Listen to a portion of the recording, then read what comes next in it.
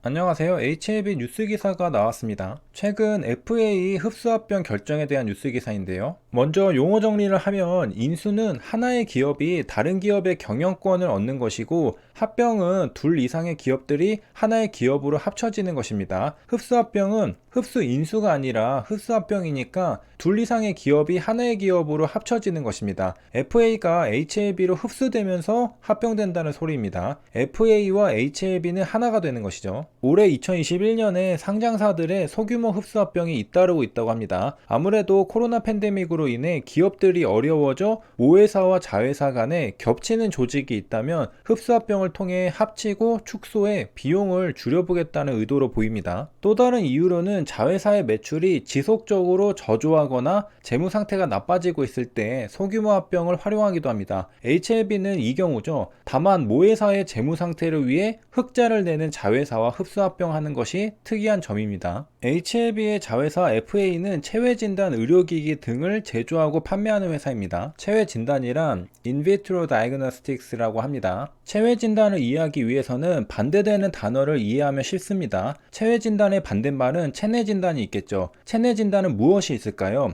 바로 CT나 MRI처럼 사람의 몸속을 들여다보면서 진단하는 방식이 바로 체내 진단입니다. 반면에 체외 진단은 인체로부터 채취된 물질을 기반으로 몸 밖에서 진단하는 방식입니다. 대표적인 예로 코로나 검사죠. 코를 후벼서 채취한 것을 가지고 코로나에 감염되었는지 안 되었는지 검사하죠. 이게 체외 진단입니다. 이렇듯 인체를 진단하는 방식에는 크게 체내 진단과 체외 진단이 있습니다. 체내 진단은 몸 안을 들여다보는 CT나 MRI가 있고요. 체외 진단은 선별진료소에서 코를 후비는 코로나 검사가 있습니다. 그러면 코를 후벼서 무엇을 채취하느냐? 체액을 채취하죠. 그 외에도 체외 진단에서는 혈액, 분뇨, 침 등을 채취합니다. 사람의 몸에서 무언가를 채취해서 몸 밖에서 신속하게 진단하는 기술이 바로 체외 진단이죠. 코로나 검사 말고도 혈당 측정기나 임신 테스트기도 대표적인 체외 진단 기기라고 합니다. FA가 바로 이러한 체외 진단 의료기기 등을 제조하고 판매하는 회사라는 것입니다.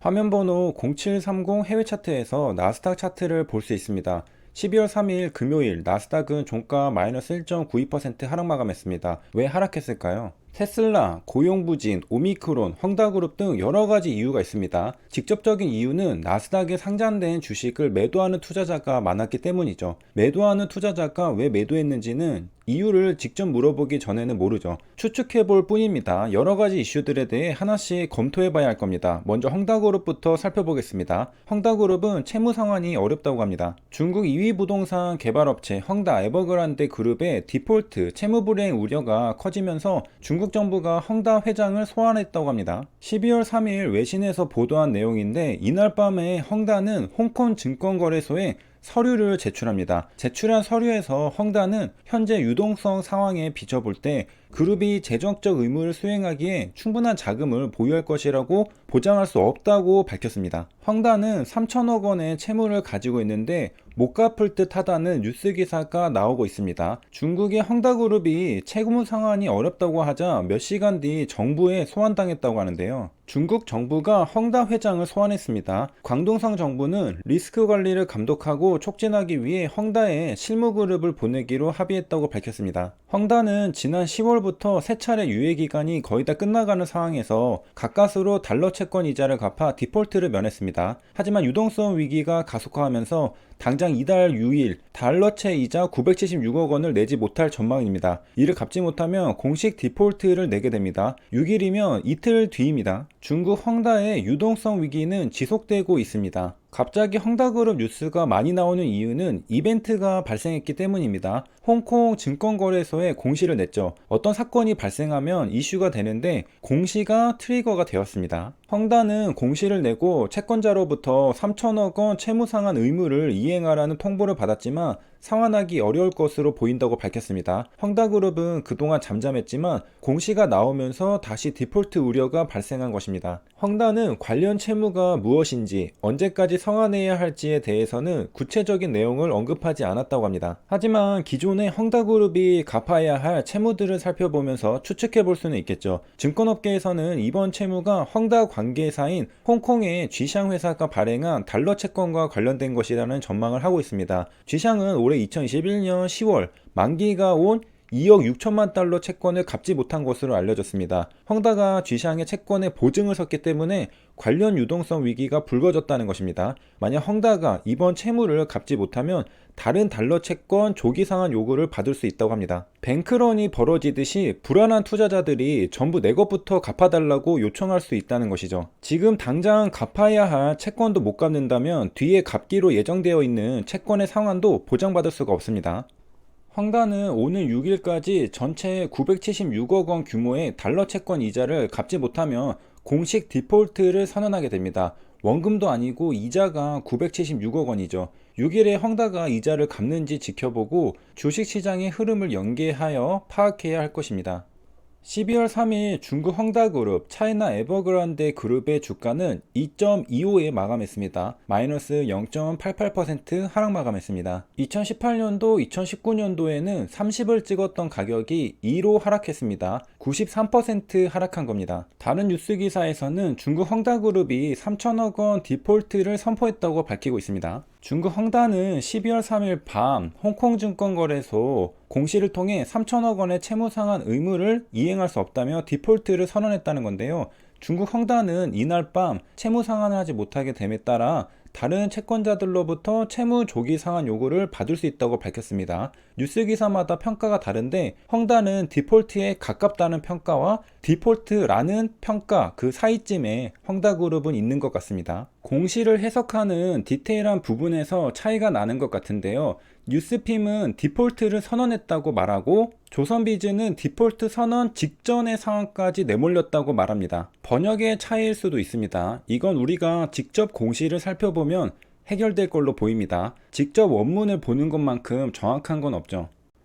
구글에 홍콩 증권거래소를 검색하고 홍콩 증권거래소 홈페이지에 접속합니다. 차이나 에버그란데 그룹을 검색합니다. 2.25 가격을 볼 수 있는데 아까 인베스팅에서 확인한 2.25라는 가격과 일치합니다. 3333이라는 번호도 역시 똑같습니다. 그러니까 중국 헝다그룹이죠. 아래 내려가면 컴퍼니 어나운스먼트가 보입니다. VO를 클릭합니다. 다큐먼트에서 PDF 파일을 발견할 수 있습니다. 릴리스 타임은 2021년 12월 3일 20시입니다. 스탁 코드는 333으로 아까 확인한 에버그란데가 맞습니다. 인사이드 인포메이션을 클릭합니다. 차이나 에버그란데 그룹의 인사이드 인포메이션이고요. 스탁 코드는 3333입니다. 본문 중간부터 중요한 내용들이 나옵니다. 이 부분부터 한글 뉴스 기사에서 그대로 번역한 걸로 보이죠. 현재 유동성 상황에 비춰볼 때 There is no guarantee. 그룹이 재정적 의무를 수행하기에 충분한 자금을 보유할 것이라고 보장할 수 없다. 보장할 수 없다는 것을 어떻게 해석하느냐에 따라 디폴트를 선언했다고 이해할 수 있고 디폴트를 선언하기 직전이라고 이해할 수 있습니다. 보장할 수 없다는 것이지 못한다는 건 아니니까 디폴트 선언 직전이지만 아직 디폴트는 아니라고 이해할 수 있고요. 보장할 수 없다고 말하는 것은 우리 망했어요를 부드럽게 표현한 게 아니냐고 이해할 수도 있는 겁니다. 공시를 낸 것 자체가 이미 내부적으로 가능성이 희박하기 때문에 사전에 투자자들에게 주의를 주기 위해 낸 것 아니냐는 해석이죠. 그래서 사실상 디폴트 선언이라고 이해할 수 있다는 것이죠. 그래서 디폴트 선언 직전과 디폴트 선언 그 사이 어디쯤이라는 것입니다. 채권을 못 갚았어요 라는 결론이 나온 건 아니지만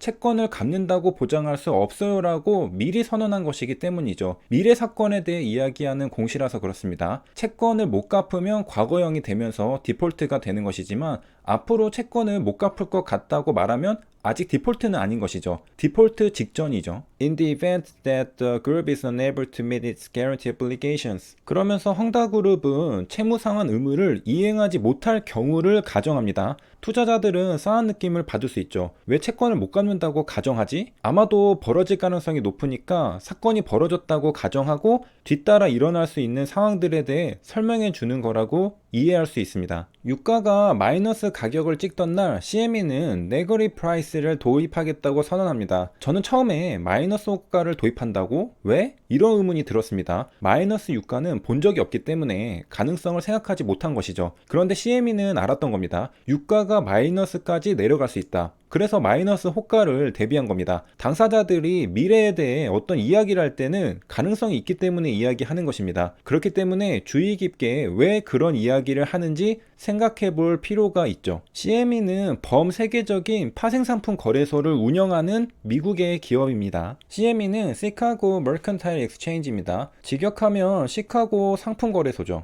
시카고 증권거래소는 2020년 4월 15일 투자자들에게 마이너스 호가와 가격 주문을 해놓도록 안내했습니다. 즉각적으로 이러한 마이너스 가격 등에 대비해 시스템 환경을 테스트하라고 조언했죠. 이렇게 안내하는 건 이유가 있는 겁니다. 삼성증권과 교보증권은 대비했지만 키움증권 등은 대비하지 못한 것으로 전해집니다. 유가가 마이너스를 간다는 말도 안 되는 상황이니까 상상조차 할 수 없는 경우였고 적절한 대비를 못한 것입니다. 금융시장은 정말 상상을 뛰어넘는 사건들이 벌어지는 곳입니다. 건너듣기로는 유가가 영원보다 하락하는 건 불가능하다고 생각해서 영원에 매수했다가 큰 손실을 본 투자자도 있다고 들었습니다. 마이너스는 상상할 수 없는 가격이었던 것이죠. 황다그룹은 12월 3일 저녁 8시에 채무 상환을 보장할 수 없다고 공시합니다. 아마도 미래에 벌어질 가능성이 있기 때문이라고 이해할 수 있겠죠. 여기까지 시청해주셔서 감사합니다.